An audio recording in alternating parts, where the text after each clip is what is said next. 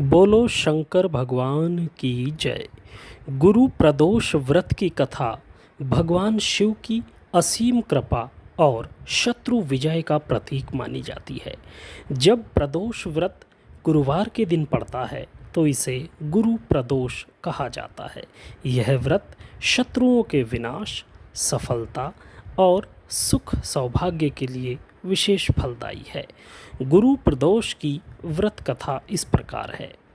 प्राचीन काल की बात है। एक नगर में एक ब्राह्मण रहता था। वह बहुत ही सीधा साधा और धर्मपरायण व्यक्ति था। उसका एक पुत्र था जो स्वभाव से बहुत चंचल और साहसी था। एक बार वह ब्राह्मण कुमार अपने मित्रों के साथ कहीं जा रहा था। तभी रास्ते में उसे लुटेरों ने पकड़ लिया।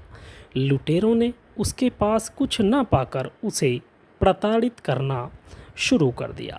तभी एक लुटेरे ने पूछा, बता तेरे पिता के पास कितना धन है? ब्राह्मण कुमार ने निडर होकर उत्तर दिया, मेरे पिता के पास केवल धर्म का धन है और भगवान शिव की भक्ति है। उस समय लुटेरों को उस बालक पर दया आ गई और उन्होंने उसे छोड़ दिया। बालक आगे बढ़ा और एक वन में पहुंचा। वहां उसने देखा कि एक सुंदर सरोवर के किनारे भगवान शिव का मंदिर है। उस दिन गुरुवार था और प्रदोष काल का समय चल रहा था।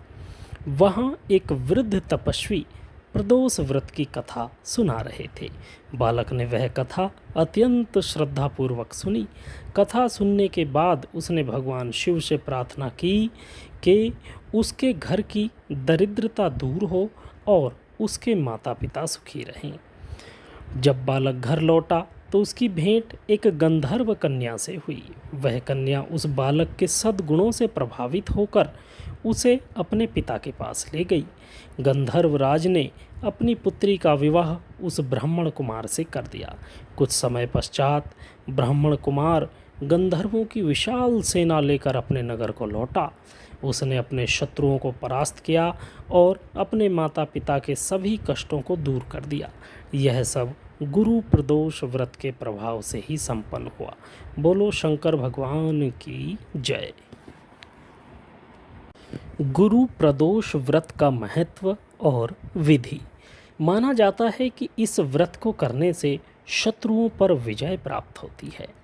प्रदोष काल अर्थात सूर्यास्त से लगभग 45 मिनट पहले और 45 मिनट बाद का समय। इस समय में शिव परिवार का पूजन किया जाता है। इस दिन निराहार रहकर या फलाहार करते हुए शाम को भगवान शिव का अभिषेक करना अत्यंत शुभ और मंगलकारी समझा जाता है। पूजन के समय ओम नमः शिवाय का जाप कल्याणकारी माना जाता है। बोलो शंकर भगवान की जय।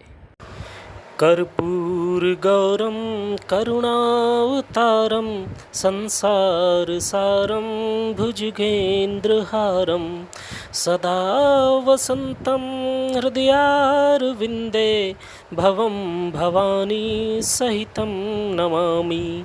भवं भवानी सहितं नमामि।